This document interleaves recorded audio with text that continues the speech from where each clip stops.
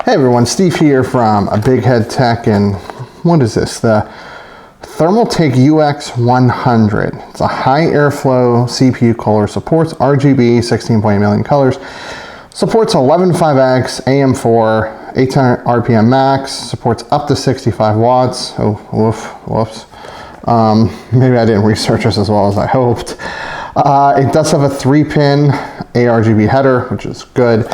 So yeah, I bought this as kind of thanks to my customer. So he wanted to buy a system. He didn't really necessarily commit to buying it, but he gave me the, I need like another week or two. And to be honest, I'm usually not super aggressive on things like that, but there was somebody that really wanted it before him, a good friend of mine. So I went ahead and sold it to her, and then he was ready, and I said, well, I'm going to try to replicate what I did. And I came back and said, well, I can actually replicate, maybe not the exact system, but I can actually build something very specific to your needs, probably about $50 to $100 less than what I was going to sell this to you for. And he said, great, let's do it. So he gave me a $100 deposit, and other than the fact that the motherboard debacle is going to erase all profit that I was making out of this, I decided to make it full RGB and buy him an RGB cooler for this. So what I have to do first, off camera, is tear down the $400 system, put it back in the original system, upgrade, graphics card and everything to the $500 system-ish. Then I have to do a test to see how good the thermals are, because I kind of did that before, but just to get an update. Then we're going to install this and see if it makes a difference. It was like 20 bucks. I really did it for the RGB, but I feel like this has to be better than the Intel stock cooler. I could be wrong. Let's take a look at it. I'll install it and we'll see if it makes any difference. One of these days, I'm going to fall. In fact, I'm pretty sure I have. And you think I would learn, so, a lot of you have noticed like some changes to my general appearance recently. I'm wearing ankle boots that have like a 2 or 3 inch heel on them, blocky heel. Yeah, I'm gonna fall and hurt myself in the near future. But anyway, that's because I'm too lazy to change between doing other things. So anyway, let's get an opener up here. So I'm confident that this has to be better than the Intel stock cooler. Like, can it actually be worse? And why am I missing a clip?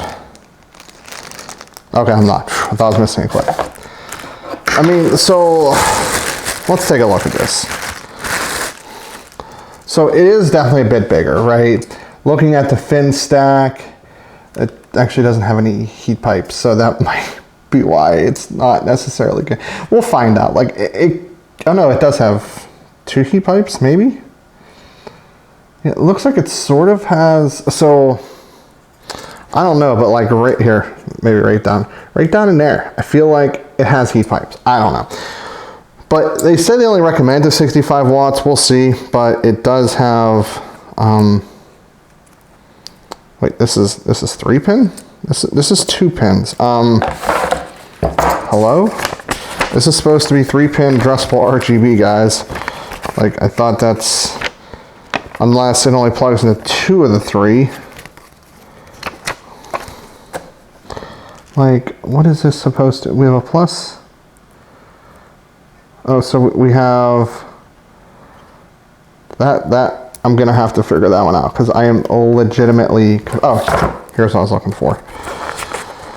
So let's see what this says. Mounting's not a problem. 3-pin CPU fan. Okay, that's good. I need. Okay. So it actually tells you on here that one, basically there's 2 that are labeled, and here, maybe I can hold this up for a second. There's one that says it's like a D and then a weird symbol. I'm not entirely sure.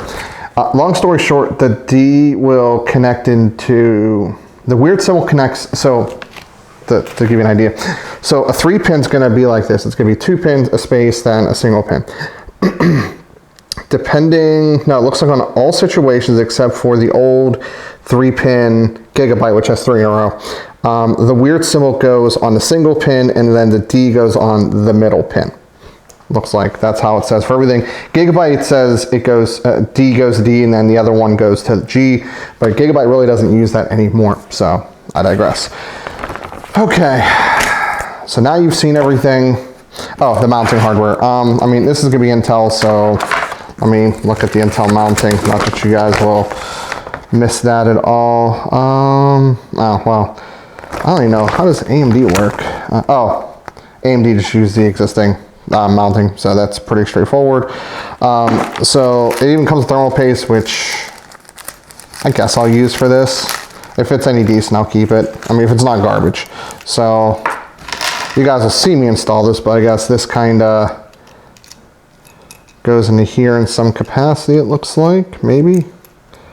It slots in. So it slots in, and then you'll see when I actually got to do it. So, and then it like pushes down through the socket. So it's pretty much like Intel's like existing cooler. So I got some work to do, but you guys should, you know, see the next stage of this shortly. So the good news I have is this can, or should, be able to be done without taking the motherboard out. Although most coolers you can, but sometimes you take the back off, and depending on the rear cutout, depends on if you can really do it or not. So, but I'm hoping in this case, this will line up. Go grab a paper towel there. OnePlus with a relatively fresh and stock application. Don't have to do much special with it. Okay, so what we're going to want to do, I already kind of sort of figured this out. 1156 should be the one. So it's 115X. So how this works is this has two grooves, one on each side, and then you have to, there's little pieces to line up, which I missed here. So let's try this again. There we go, there's one.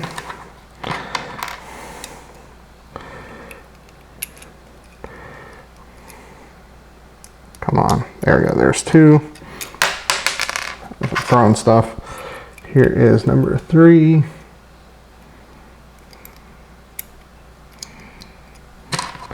And number 4, which I missed that one. Okay, now we'll take these guys plus the other one wherever, I put it over here. I don't love this mounting mechanism. I really don't. It's easy, but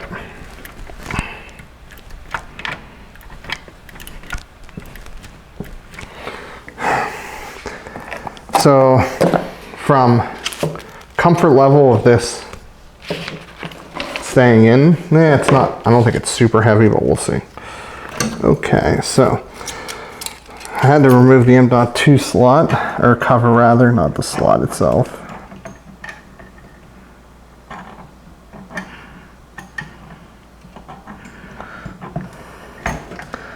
Hoping to avoid having to remove the graphics card.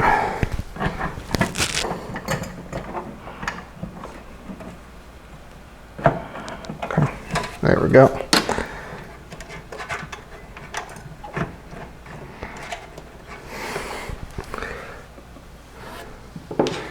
And then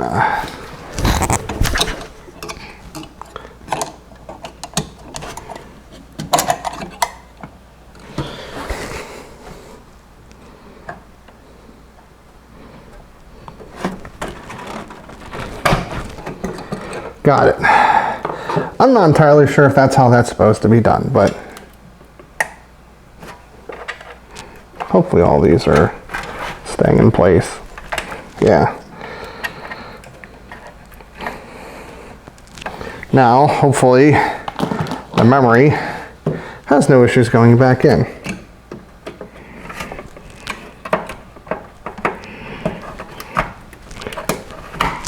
We are lucky on that end, but you're definitely not getting a fourth one in there unless it's really low profile, but that's fine. I have no issues with that. Now it's time to hook everything up, which is going to be fun. Oh, luckily that cord's a lot longer than I thought it was going to be. Now this is only a 3-pin, which kind of sucks, but it's pretty sad when Intel has a 4-pin and the $20 aftermarket Kohler has a 3-pin. Okay, so we're going to reference the directions again just to be safe. So the weird one goes to the first one, the D goes into the middle. So here it is. So the weird one goes there, which it does not want to stick to. So this is going to be fun. It will stick. Maybe. Do I have this backwards? Yeah, I do. Let's try this again. So the weird one goes in the outer, and then, oh. So what we're going to do for this, because it only has one addressable, which kind of sucks. Yeah, not fun. I don't even know if these would stay that well on the board, to be honest, but so be it. Electrical tape to keep these in. Okay, so what do I think about this? Well, would I tell you to go out and buy this? No. We had a 1.5, 2 degree drop in temps, which, to be honest, we're close enough to margin of error at that point. Granted, it was probably a smidgen warm. I don't have my thermostat down here, but it really didn't give me much over the stock Kohler. Couple other things. The RGB mechanism sucks. Having 2 pieces rather than the 3-pin addressable RGB connector, the daisy chainer going to a header. I know for, I think this is $20 or $25 that they may not have the cost for it, but then it's like, then don't make something like this, right? This performs no better than a stock Kohler. So basically, you're getting it for the RGB, and with the annoying installation because of its, mainly because its size, right? It's really big, makes it hard to install. Really no better performance, maybe a little bit lower RPM maybe. I mean, the air pressure at max, well, this is at max RPM, is 1.42 millimeter per H2O, and that's at 810 RPM. I just think this is too much compromise. I think for $10 more, you can find yourself something from like PC Kohler, maybe Dark Flash or Deep Cool that might have more of a Tower RGB Kohler. Again, like this is not going to be better than what AMD stock, especially what AMD stock Kohlers come with, right? So it's cool, it's neat, it does look nice, it's a pain to install, it gives you almost no performance increase. Luckily, I'm eating the cost. It's not the customer, but that was my choice to help that make it look nicer. But it was still fun, nonetheless. I like doing stuff like this. So if there's another, really cheap Kohler that I haven't already tested, like the Deepcool Game X100, I've tested like 4 times, and those videos have combined like 150,000 views. But if it's something inexpensive, or maybe something from like a Chinese brand you want me to test, I'm always willing to. I may not be able to give you direct comparisons, but usually I can do like overstock or something like that. So if you want to buy a CPU Kohler, I'll put maybe just a couple links. Not this one, I don't think. I'll put this, but I'll probably find you something. If you do buy something during those sessions, I do get a small kickback, so do keep that in mind. If you do like the video, hit the like button. If you dislike, I guess hit the dislike button. That gives me good feedback. I just always get a little sad when I have a video here or there that has more dislikes than I would really like it to. But it's good feedback, so it is what it is. So we already did the like, we did the dislike. Leave a comment, get subscribed, and of course, as always, this is Steve from Big Head Tech.